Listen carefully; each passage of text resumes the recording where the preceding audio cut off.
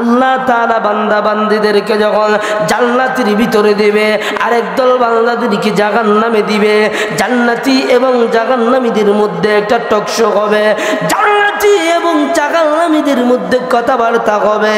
জান্নাতীরা জাহান্নামীদেরকে বলবে, আরে জান্নাতি জাহান্নামীরা রে, দুনিয়ার জমিনে আমরা একসঙ্গে ছিলাম, দুনিয়ার জমিনে এক বাজারের মাছ পান কিনে খাইলাম, আজ দেখা যায় ফলাফলের বেলায় আমি হলাম জান্নাতি আর তুমি হলে জাহান্নামী, এর কারণ কি রে?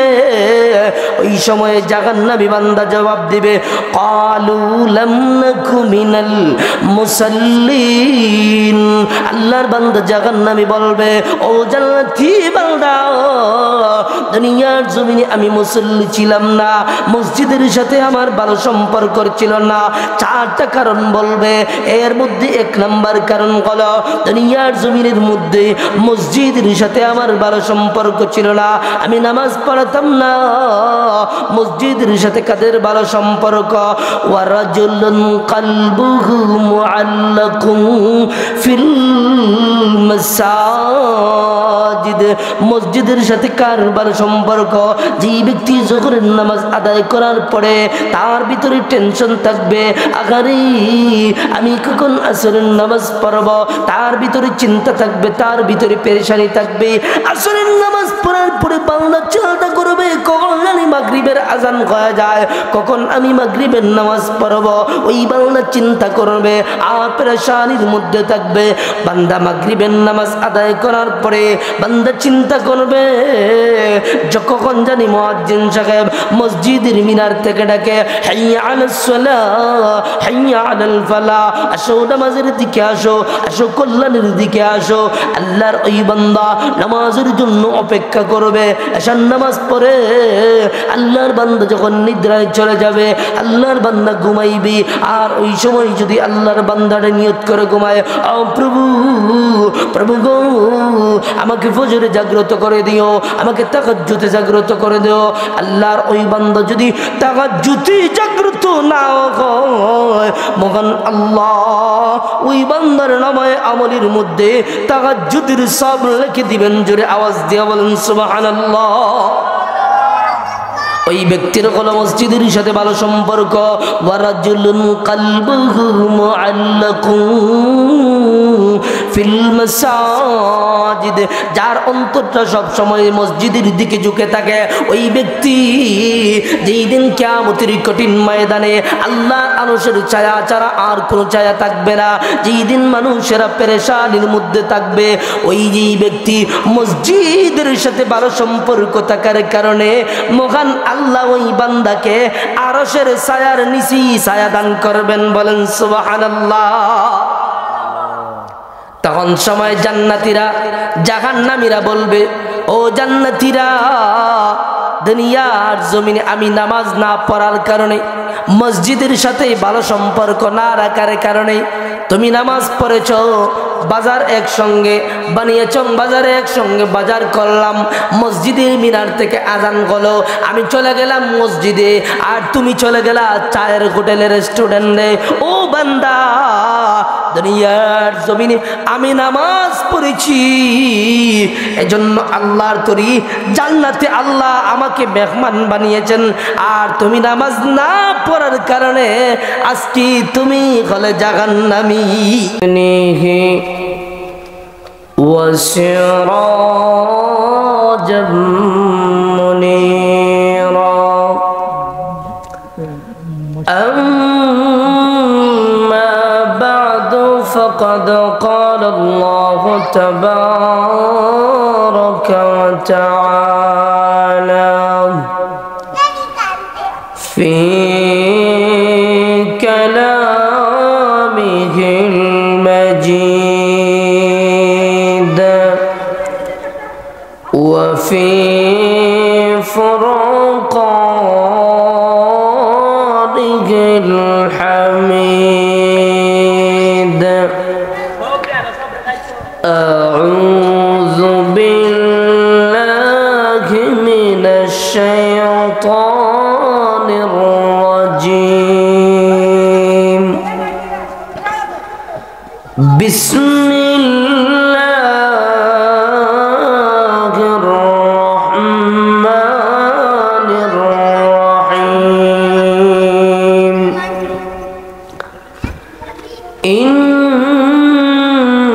الذين آمنوا وعملوا الصالحات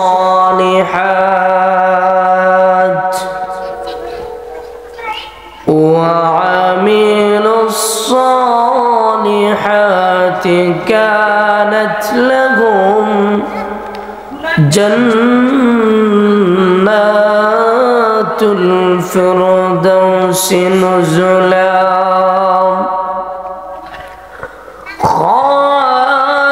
خالدين فيها لا يبغون عنها حولا صدق الله العظيم. وقال النبي صلى الله عليه وسلم أعددت لعبادي الصالحين ما لا عين رأت ولا أذن سمعت ولا خطر على قلب بشر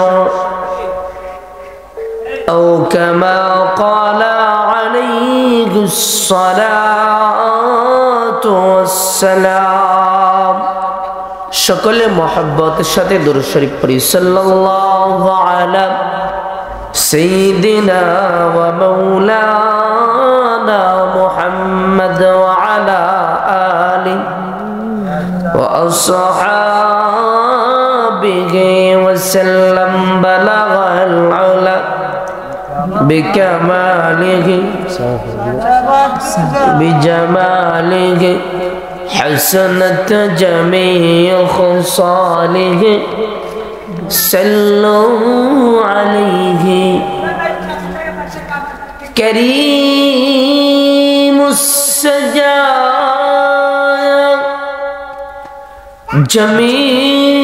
جميل الشيم نبي المرايا شفيع الأمم بلغ العلا بكماله كشف الدجى بجماله حسنت جميع خصاله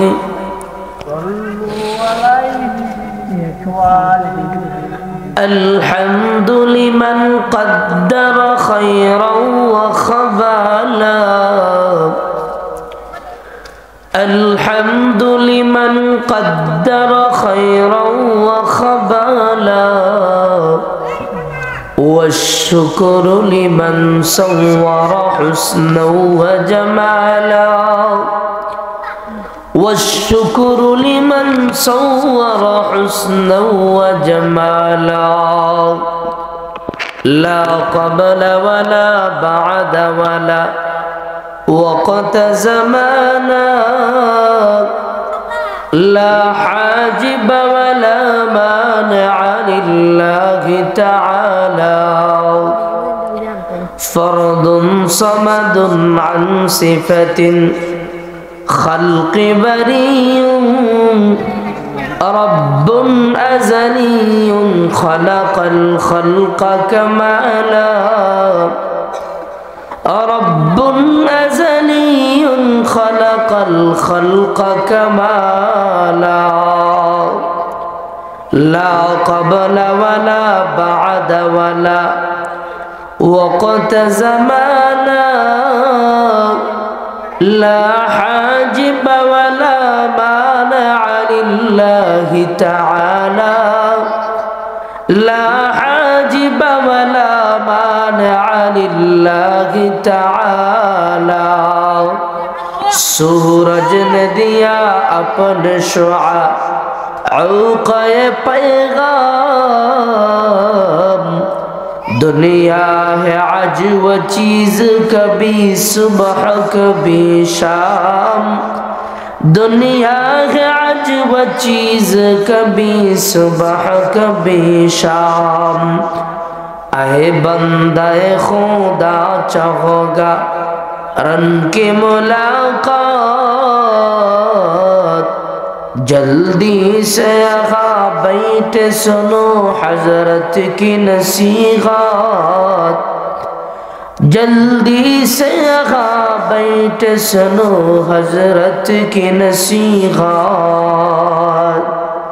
सुब्हानक ला इल्म लना इल्ला मा अल्लमतना इन्नक अंतल अलीमुल हकीम रब्बि इश्रह ली सदरी वयस्सिर ली अमरी वहलुल उक़दतम मिन लिसानी यफ़क़हू क़ौली रब्बी ज़िदनी इल्मा। अल्हम्दुलिल्लाह मोहम्मदपुर इस्लामी युव समाज और नुरानी जामे मस्जिदेर उद्योगे 10तम वार्षिक इस्लामी महासम्मेलनेर श्रद्धाभाजन सभापति আপনাদের মসজিদের হযরত ইমাম সাহেব হযরত মাওলানা শাহ শামসুদ্দিন আহমদ সাহেব দামাত বরকাতুহুম, জাতির শ্রেষ্ঠ নাগরিক ওয়ারাসাতুল আম্বিয়া হযরত উলামায়ে কিরাম, মুরব্বিয়ানে আযম, পর্দার আড়ালে সম্মানিত মা ও বোনেরা, আমি আপনাদের সামনে মানবতার মুক্তির সনদ মহাগ্রন্থ আল কোরআনুল কারীম থেকে সূরাতুল কাহাফ থেকে একখানা আয়াতে কারিমা তেলাওয়াত করেছি।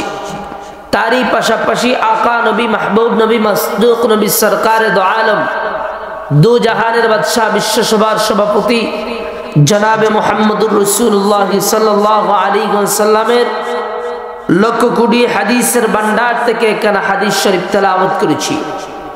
আল্লাহ জাল্লা জালালুহু আম্মা নাওয়ালুহু যদি আমাকে তৌফিক দান করেন তাহলে উক্ত আয়াত এবং হাদিসকে সামনে রেখে আপনাদের সামনে কিছু দ্বীনি মুযাকারা করার চেষ্টা করব ইনশাআল্লাহ তাআলা।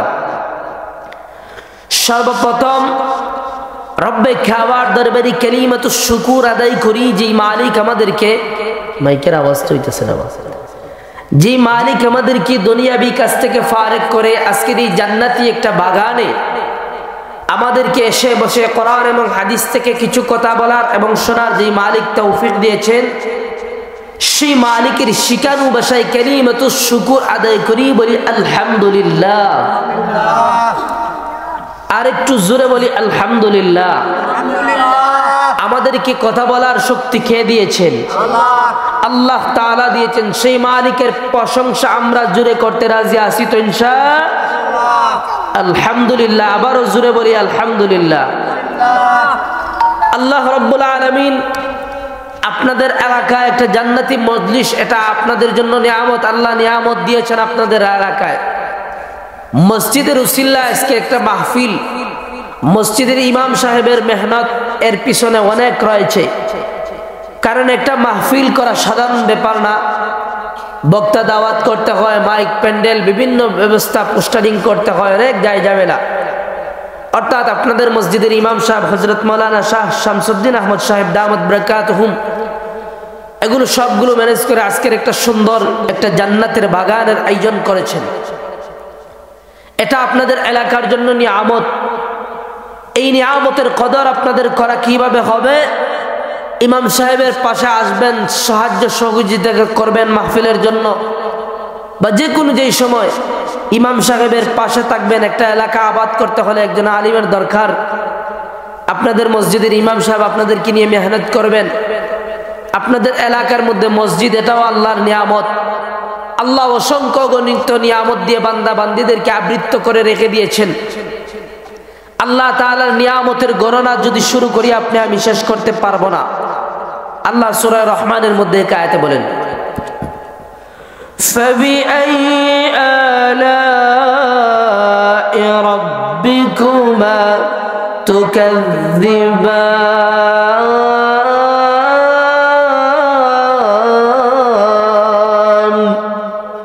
আল্লাহ রাব্বুল আলামিন বলেন, ও বান্দা বান্দীরা, আমি আল্লাহর কোন কোন নিয়ামত তোমরা অস্বীকার করো। অতএব আল্লাহ তাআলার নিয়ামত আপনি আমি অস্বীকার করতে পারবো না, অস্বীকার করার কোনো সুযোগ নাই। বেশি দূরে যেতে হবে না, আপনি আপনার আমার 3.5 হাত বডির ভিতরে আল্লাহ রাব্বুল আলামিন যে নিয়ামতগুলো দিয়েছেন, এই নিয়ামতের গণনা যদি আমি শুরু করি, তাহলে এই নিয়ামতগুলোর গণনা করে আমি শেষ করতে পারবো না। যে চক্ষু আল্লাহ দিয়েছেন, চক্ষু আল্লাহর কাছে কোনোদিন চাই নাই, না চাওয়ার পরে চক্ষু কে দিয়েছেন? আল্লাহ দিয়েছেন।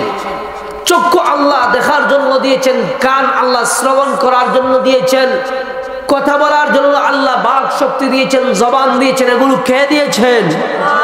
আল্লাহ দিয়েছেন। এগুলো কোনোদিন চাই নাই, না চাওয়ার পরেও আল্লাহ রাব্বুল আলামিন আপনাকে আমাকে এগুলো মায়া আর মহব্বত আর ভালোবাসে এগুলো দিয়েছেন। সমাজে এমন লোক আছে, চৌকে দেখে না, তাকে সমাজে অন্ধ বলে না?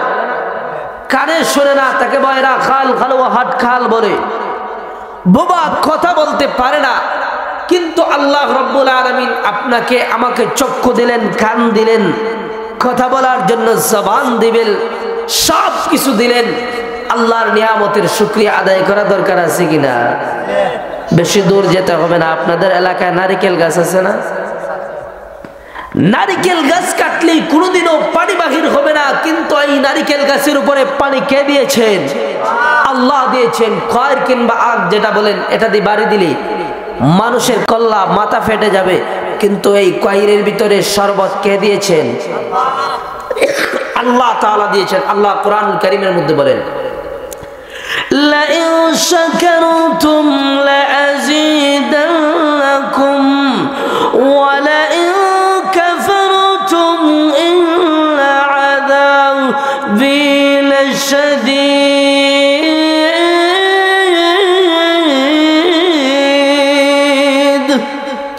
আল্লাহ রাব্বুল আলামিন বলেন, ও বান্দা বান্দিরা, আমি আল্লাহ তোমাদেরকে নিয়ামত দিয়েছি, তোমরা যদি আমি আল্লাহ নিয়ামতের শুকরিয়া আদায় করো, আমি আল্লাহ তোমাদেরকে নিয়ামত বাড়িয়ে দিব। বলেন সুবহানাল্লাহ। আর যদি তোমরা আমি আল্লাহর নিয়ামত পাওয়ার পরে বান্দাবান্দির শুকরিয়া আদায় করো না, বরং কুফরি করো না, শুকরি করো, আল্লাহ বলেন আমি তোমাদের কাছ থেকে নিয়ামত ছিনিয়ে নিব। শুধু ছিনিয়ে নিয়ে শেষ না, আল্লাহ আয়াতের শেষে বলেন, ইন্না আযাবি লাশাদীদ। আল্লাহ বলেন আমি তোমাদেরকে কঠিন আযাবের মধ্যে গ্রেফতার করব। বলেন নাউজুবিল্লাহ। কিতাব আওয়াজ কমাইল্লাহ না, আওয়াজ দেও, মাইকে টানে না। এজন্য সর্বহালতে আল্লাহ তাআলার শুকরিয়া আদায় করতে রাজি আছি তো ইনশাআল্লাহ। আল্লাহ তাআলা আমাদের সবাইকে কবুল করুন, সকলে বলি আমিন।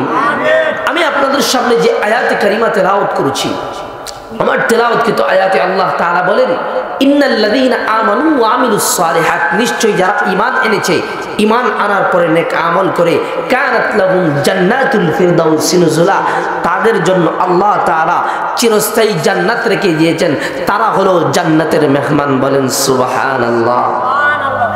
অতএব আজকে আমরা আলোচনা করব জান্নাতের আলোচনা। দুনিয়ার জমিন আপনি আমি রবতাহি জিন্দেগি যদি গঠন করতে পারি, আল্লাহ দুনিয়ার জমিনে আপনাকে আমাকে একমাত্র আল্লাহর গোলামির জন্য পাঠিয়েছেন। কার গোলামির জন্য? আল্লাহর গোলামির জন্য। আল্লাহ সূরা জারিয়া 56 নং আয়াতে আল্লাহ নিজেই বলেন, ওয়ামা খালাকুতুল জিন্না ওয়াল ইনসা ইল্লা লিয়াবুদুন।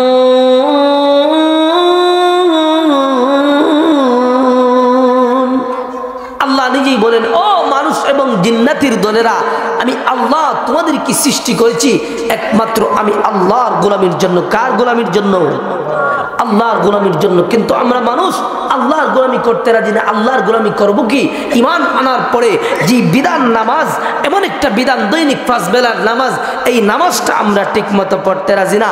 এলাকায় মানুষের অভাব নাই, কিন্তু মসজিদের ভিতরে দেখা যায় মুসল্লি 5 জন 7 জন 10 জন 15 জন। কথা বলেন ঠিক কিনা? অতএব জান্নাতে আমরা সবাই যেতে চাই। জান্নাতের ভিতরে যদি যেতে চাই, জান্নাত তালা দেওয়া থাকবে। এই জান্নাত তালা খুলতে হবে নাকি এমনিতেই জান্নাতে ঢুকতে পারবো? তালা খুলতে হবে। জান্নাতের তালার চাবি কি? জান্নাতের তালার চাবি কি হলো নামাজ। আল্লাহর নবী বলেন, মিফতাহুল জান্নাতিস সালাহ, জান্নাতের তালার চাবি হলো নামাজ। আপনারা ভাববেন না বানিয়েছেন দোকানে যে তালা দেওয়া থাকে এই তালা জান্নাতের গেটের ভিতরে থাকবে, না না না, জান্নাতের ভিতরে জান্নাতের গেটের মধ্যে এই তালা দেওয়া থাকবে না। জান্নাতের গেটের মধ্যে যেই তালা দেওয়া থাকবে এই তালা খুলতে হলে দুনিয়ার জমিনের মধ্যে আল্লাহর বিধান নামাজ পড়তে হবে।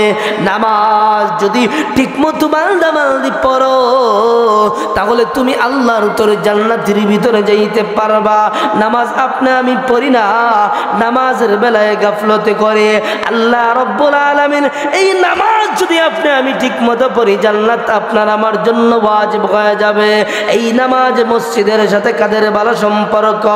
মসজিদের সাথে যাদের ভালো সম্পর্ক থাকে তারা হলো জান্নাতি। আল্লাহ তাআলা বান্দা বান্দীদেরকে যখন জান্নাতের ভিতরে দিবে আরেক দল বান্দাদেরকে জাহান্নামে দিবে।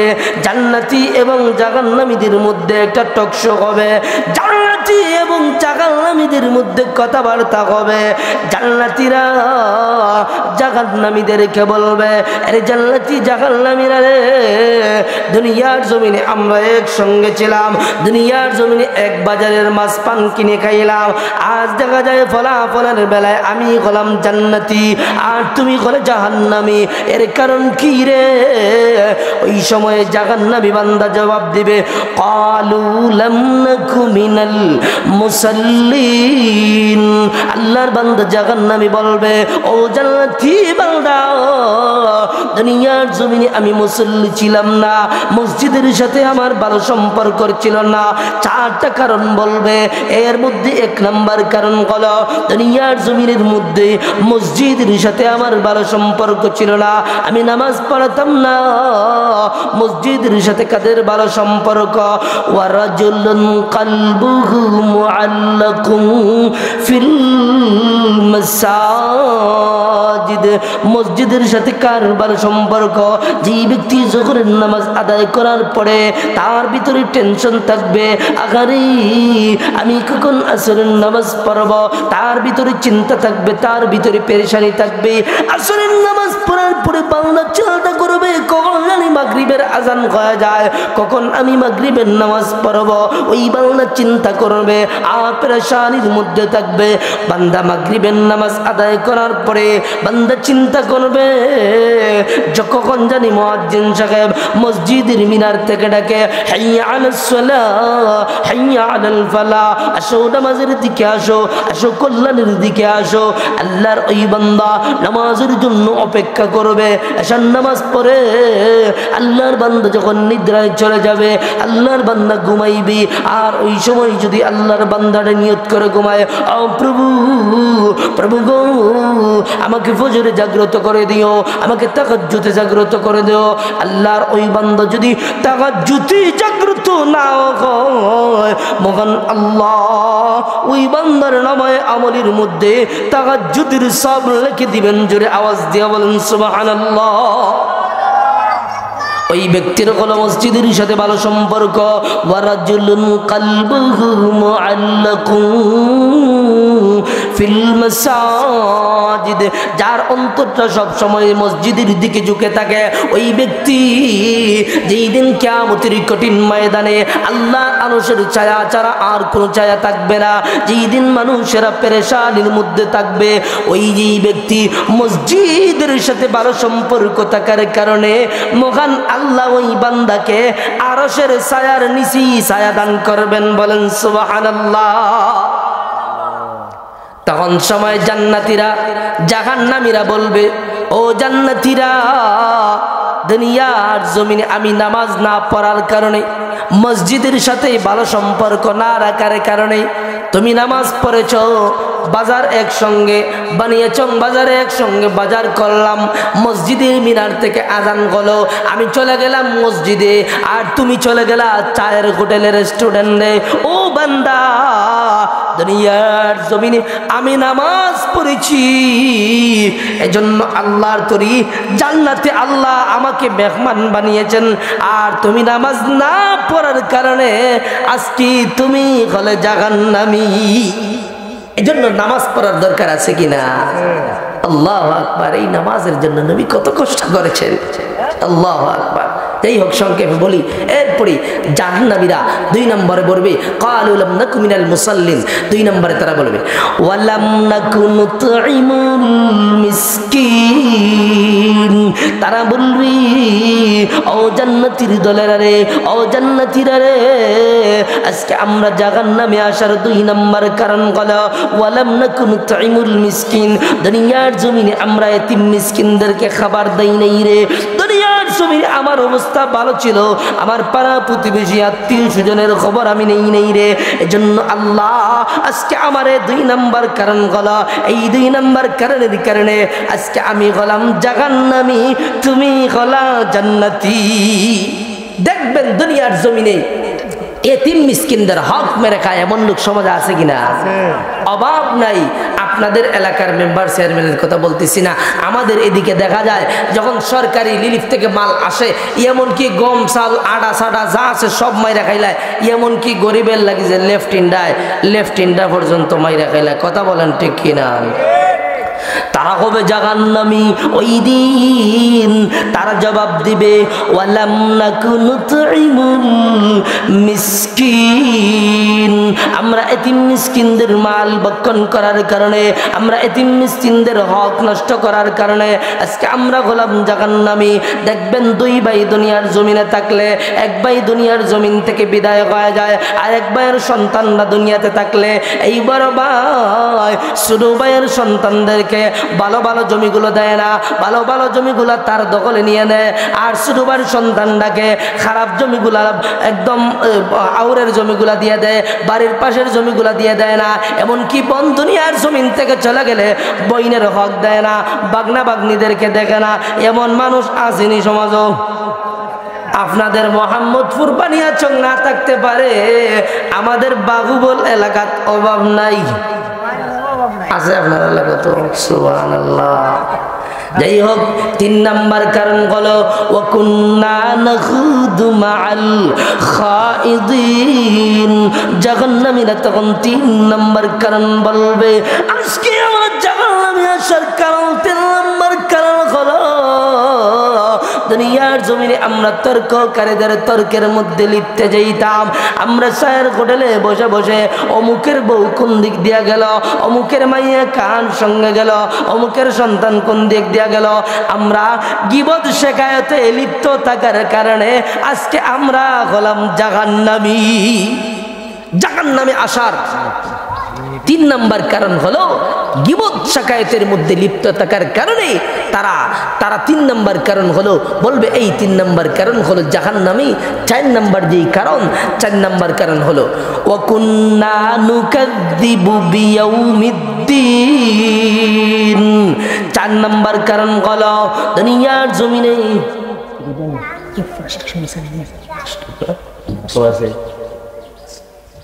দুনিয়ার জমিনে আল্লাহ রাব্বুল আলামিনের বিধান মতো তারা চলে নাই। যে আয়াত বলছিলাম ওয়াকুন্না নুকাযযিবু বিয়াউমিদ্দিন, তারা দুনিয়ার জমিনে মিথ্যার জয়লাভ গণাইতো, সমাজের মধ্যে ফিতনা লাগাইতো, মিথ্যা কথা বলতো। আরেক তাফসিরে বলা হয় কিয়ামতের দিনকে তারা অস্বীকার করত। এই 4 কারণের তারা হলো জাহান্নামী। আর জান্নাতীরা এই 4 কারণ যদি জান্নাতীদের ভিতরে এই 4 কারণ যদি আপনার আমার ভিতরে না থাকে, আপনি আমিও আল্লাহর তরি জান্নাতের ভিতরে প্রবেশ করতে পারবো। এই জন্য এই 4 কারণ যদি আপনার আমার ভিতরে থাকে, এই 4 কারণ আমরা বর্জন করতে রাজি আছি তো ইনশাআল্লাহ। যাই হোক, জাহান্নামের 2টা কথা সংক্ষেপে বলে ফেলি, এরপরে শেষ করে দিব। হযরত মনে আলোচনা করবেন। জান্নাত এবং জাহান্নাম উভয়টা আল্লাহ সৃষ্টি করেছেন একমাত্র বান্দাবান্দীদের জন্য। জান্নাত বানাইছেন বান্দাবান্দীদের জন্য, জাহান্নামও বানাইছেন। জাহান্নাম কাদের জন্য? যারা আল্লাহর গোলামি করে না, নবীর সুন্নাত তরিকা অনুযায়ী জীবন গঠন করে না, তাদের জন্য রয়েছে জাহান্নাম। আল্লাহ কোরআনুল কারীমের মধ্যে বলেন ওয়ালাকাদ যারানা লিজাহান্নামা কাসীরাম মিনাল জিন্নি ওয়াল ইনস লাহুম কুলুবুন লা ইয়াফকাহুনা বিহা ওয়ালাহুম আ'য়ুনুন লা ইউবসিরুনা বিহা ওয়ালাহুম আযানুন লা ইয়াসমাউনা বিহা উলাইকা কাল আনআম বাল হুম আদাল উলাইকা হুমুল গাফিলুন। আল্লাহ রাব্বুল আলামিন বলেন, আমি কিছু সংখ্যক মানুষ এবং জিন্নাতের জন্য আমি আল্লাহ জাহান্নাম বানাইলাম। কেমন মানুষ এবং জিন্নাত? লাহুম কুলুবুল লা ইয়াফকাহুনা বিহা, যাদেরকে আমি আল্লাহ কলব দিয়েছি, এই কলব দ্বারা তারা ভালো জিনিস অনুধাবন করতে পারে নাই, তারা হবে জাহান্নামী। ওয়ালাহুম আ'য়ুনুন লা ইউবসিরুনা বিহা, আমি আল্লাহ তাদেরকে চক্ষু দিয়েছি, এই চক্ষু দ্বারা তারা ভালো জিনিস দেখে নাই, দুনিয়ার নর্তকী দেখেছে, খারাপ জিনিস দেখেছে, চোখের জিনা করেছে, চোখ দিয়ে অন্যায় অপরাধ করেছে, এই চক্ষু হবে, এই চক্ষুকারী হবে জাহান্নামী। এরপরে আল্লাহ বলেন, ওয়ালাহুম আযানুন লা ইসমাউনা বিহা, আমি আল্লাহ তাদেরকে কান দিয়েছি শ্রবণ করার জন্য, এই কান দ্বারা তারা ভালো জিনিস শোনে নাই, ভালো জিনিস শ্রবণ করে নাই, এজন্য আমি আল্লাহ তাদের জন্য রেখেছি জাহান্নাম। শুধু তাই না, আল্লাহ এরপরে বলেন, উলাইকা কাল আনআম, তারা হলো চতুষ্পদ জানোয়ার। আল্লাহ জানোয়ার বলে কান্ত না, আল্লাহ এরপরে বলে বাল হুম আদাল, তারা হলো চতুষ্পদ জানোয়ারের চাইতেও আরো নিকৃষ্ট। বলেন নাউজুবিল্লাহ। আল্লাহ কোরআনে এক আয়াতে বলেন, ওয়ালাকাদ কাররামনা বানি আদম, আদম জাতি হলো সৃষ্টির শ্রেষ্ঠ। আরেক আয়াতে বলেন তারা হলো জানোয়ারের চাইতে আরো নিকৃষ্ট। কেন?